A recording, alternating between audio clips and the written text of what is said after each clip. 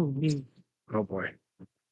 Welcome back to the Cave Girl, the Cave People. Cave people And we believe that the family that games together. stays together. All right. Well, we're back in action after a bit of a layoff. Um, there are reasons for that. Life is moving pretty quickly right now. We have a lot of stuff going on between soccer, jobs, cross country. I don't know, there's a lot of stuff going on. Yeah. Mm-hmm. But it feels good to be back here, doesn't it? Talking about games. Yeah.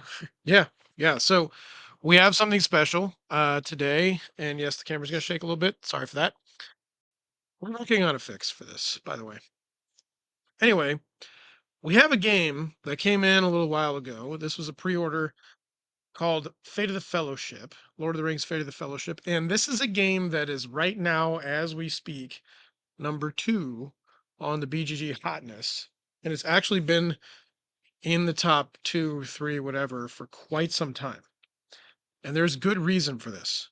So this is a pandemic style board game um, by Z-Man. And if you are familiar with Pandemic, then you probably could figure out how to play this game.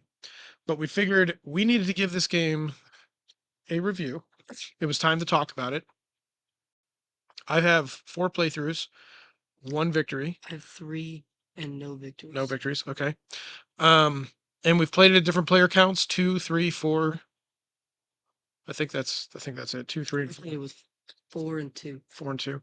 And it does play solo and it does play up to 5. We have not done solo or 5 yet. So I I can't. don't know how to play solo though, to be honest.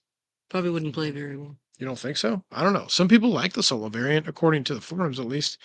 So um, we'll have to see. But yeah. So anyway, Z-Man has done a bunch of different like versions of the pandemic realm or type game or whatever. Pandemic Legacy, like something. Yeah, and I'll say that like I think, in my opinion, almost every gamer that has played a pandemic game remembers the first time they played pandemic. Would you agree with that?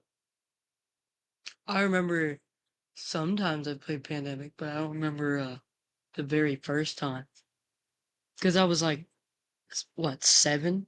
Okay. Probably. Yeah. But I mean, like, Pandemic is the type of game that you remember the experience of playing Yeah. Pandemic because it really is this sort of like, I don't, it's just brilliant. And The game, it just plays so well. I feel like it flows very well all together. it's a super well designed system. And I think that because it's cooperative, that, obviously brings some gaming parties together a little closer, forces people to work together. But it's just that it's so smooth and so well done that you just remember it. And it's memorable because it's difficult. And chances are, you didn't win the first time or two you played Pandemic. And if you did, you probably didn't play it right. Definitely didn't win this first Yeah, time. and it's just I don't know. It's one of those games that sticks with you forever.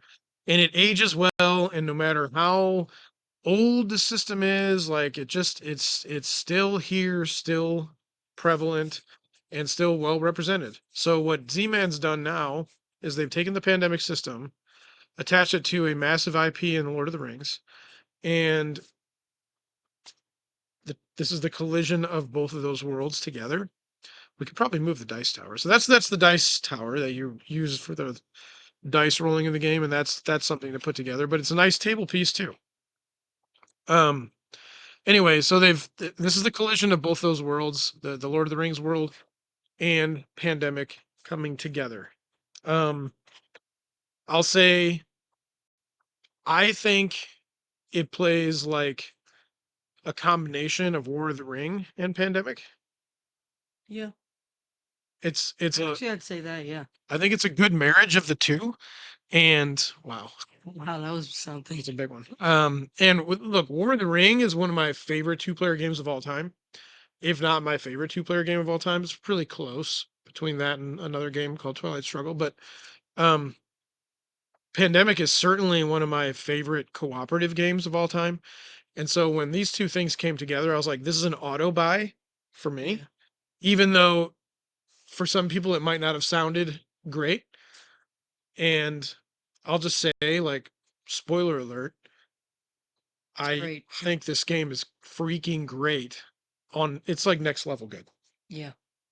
So the way this plays is you kind of take the expansion type, or well, the pandemic legacy approach, in that you have different missions that you'll be tasked to accomplish throughout the game.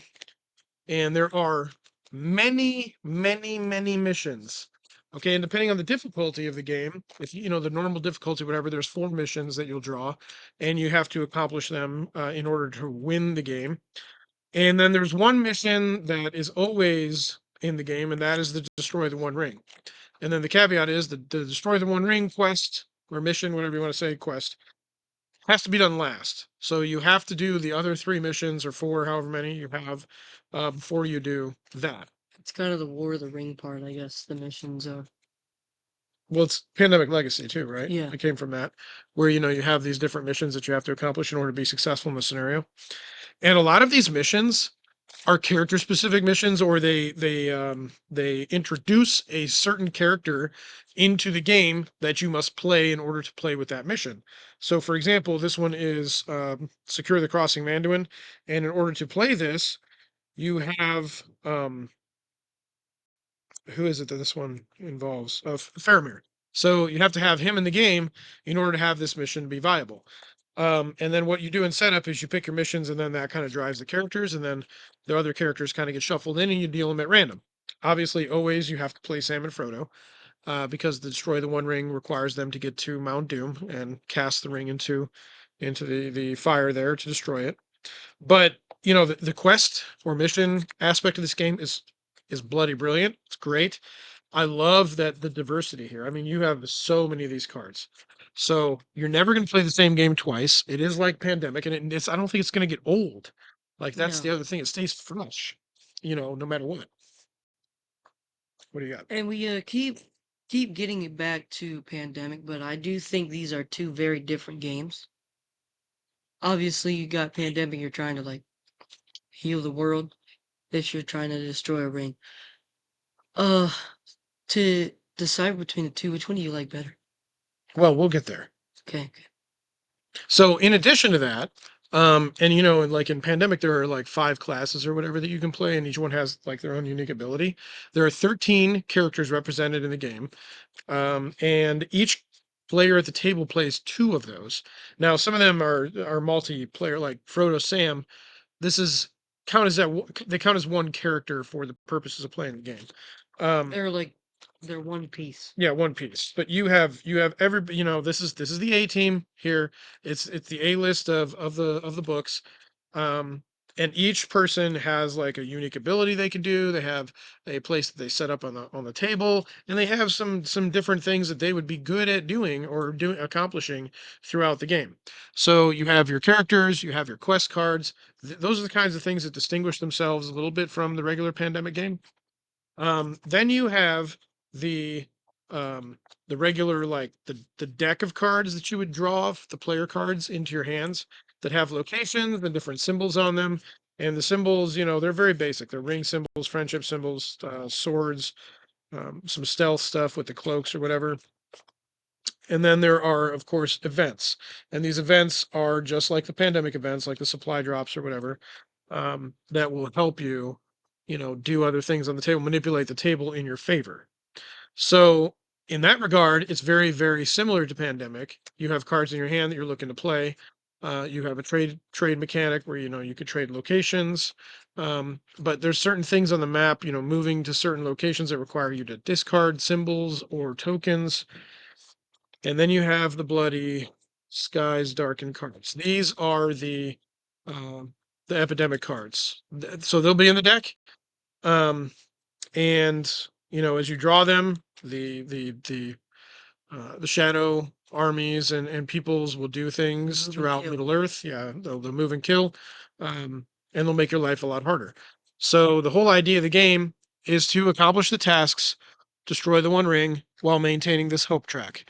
And Hope reaches zero, you lose. if hope reaches despair, the game is over. And the way you reach despair is, you can empty the player deck out. And if you have to draw, anytime you have to draw, you lose 2 hope.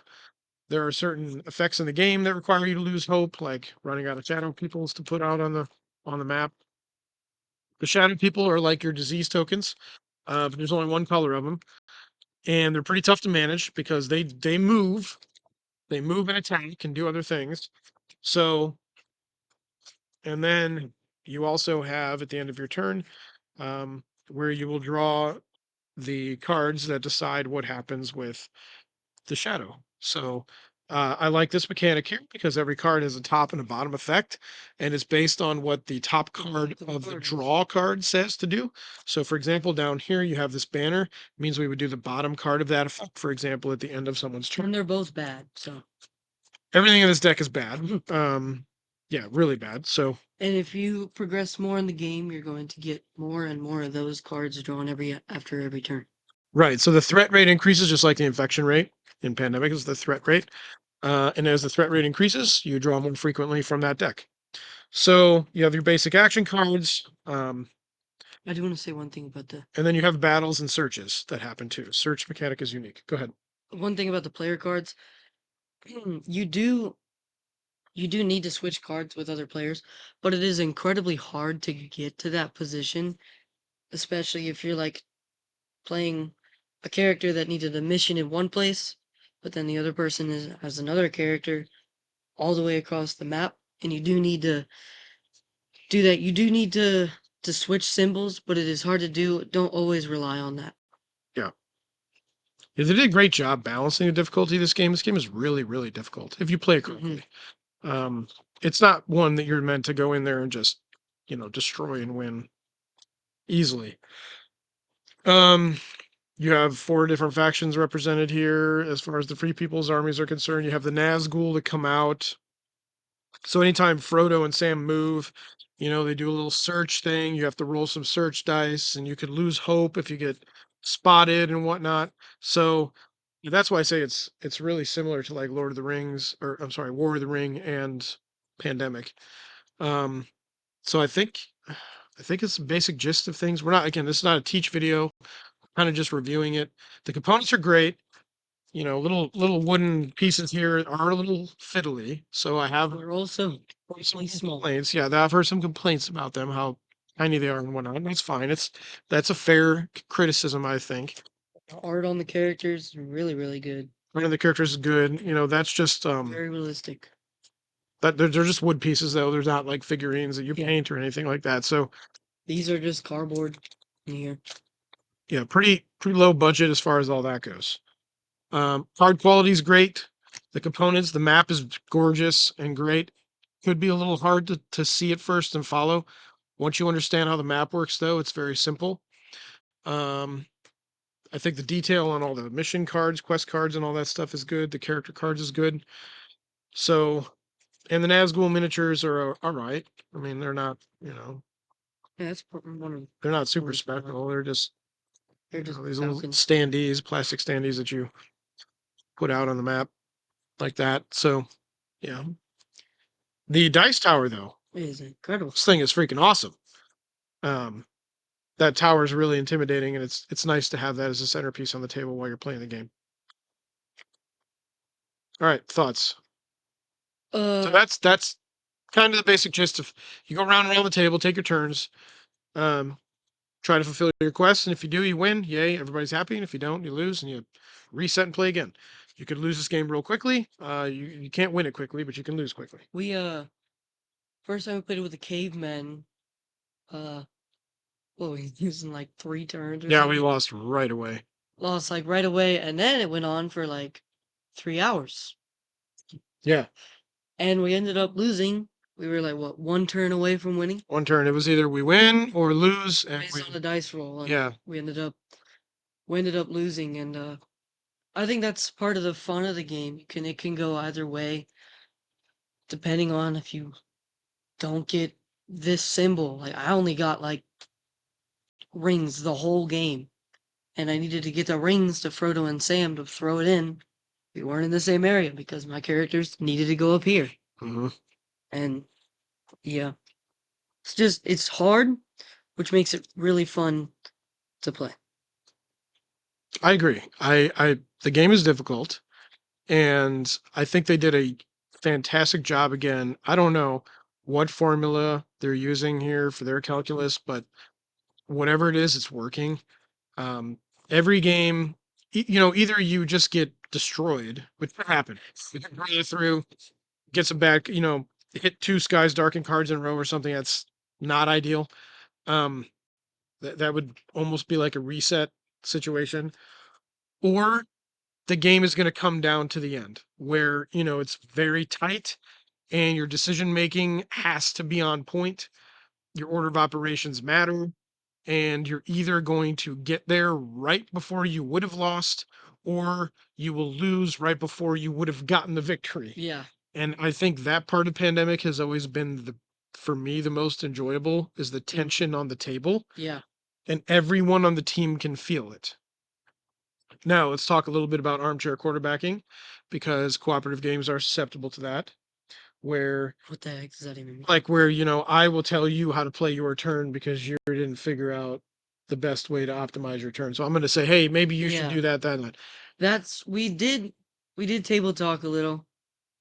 That was because we had really at the first game we really had no clue what we were doing, and we got absolutely destroyed in that part. But second game, kind of we backed it down a little, but we still obviously helped each other a lot because you might see one thing and then you need a second opinion. Yes, but I do think that this game does a better job of alleviating that aspect Hmm. as opposed to maybe some other pandemic games. And the reason is because of the character cards, the way they're structured, and the quests, the way they're done. So normally you'll put like, okay, person A, you have a character that does this really well, so you're going to try and fulfill that particular It's like quest. the medic. So yeah, so like you are managing that quest and that character, and no one else at the table really has any idea what's going on with that, so they can't take over your turn. In this Um, game, though, everyone knows what everyone's character does by the end of the game, so they're going to give feedback on your turn. yeah, but I don't really think they take over the turn, right? Like No, I don't take over the turn at all. some parts of And Pandemic are like, oh yeah, you should do those four moves because those are the best. and the It's not necessarily the case here. the turns in this game are long. Like what You think so? the game we the game we lost, I only had like 7 turns the whole game. Like at the very end, we barely lost. I only had like 7 turns the entire game. Well, I think a lot of that is thinking, strategizing, deciding what to do. Yes, and you have two characters too. Yeah, two characters to run. I like the way that this works, the action system. So you have two characters and you get to Oh decide at the yeah, beginning of your yeah. turn. One of those characters will get four actions, the other one will get one. Doesn't matter which one's which, but you must decide. And so I think that's a pretty smart way to do things too. Also think they did it it'd be like less chaotic the way they said it in the rulebook, I guess. You can't finish you have to finish the one character before you do the rest. And that makes sense, yeah. So I think all of the things that you could have said that were bad about pandemic, outside of maybe the analysis paralysis deal, are almost non-existent in this game. You can get caught in a little bit of AP at sometimes, like, shoot, I wanted to do that. This now happened, different circumstance on the table, create a situation where now I'm over analyzing my next move. Um, but again, it's that tension part, right? You really do feel immersed in the game. And I feel like if you're a thematic person, they did a great job capturing the theme here. Oh yeah. Like it feels like Lord of the Rings. It doesn't feel like Pandemic with another coat of paint on it or something, right? Yeah. Like, And that's why I think they did it. I think that's why it's so good is because we compare it to Pandemic, but when playing the game, it doesn't really feel like you're playing Pandemic. no, I, it didn't. It didn't. like I didn't probably think about Pandemic like, oh, that's like Pandemic once during the game because it feels you're immersed in this game. Yeah, it really is like its own thing, Mhm. which I was worried that it was going to feel like Pandemic 2.0, but it doesn't at all. So if you're a fan of Lord of the Rings and this IP, if you like games like Battle of Five Armies and War of the Ring, and if you like Pandemic, trust me, this is your bag. You need to get a copy of this game. Um, right now, and there have been some pretty good games this year. Not to take away anything from anything that's come out. Two of them are right here over my shoulder. Roth and Vantage are great games too. This might be right now the leader in the clubhouse for game of the year. I do think I played I played Vintage. I think this is up there, but I really, really, really liked Roth. Roth is outstanding, sure, but that's a story for another day. Um, this game is great. You need to go out and get a copy of it if you don't have one. Try to find a copy of it. Um, I think this will stay in the collection forever.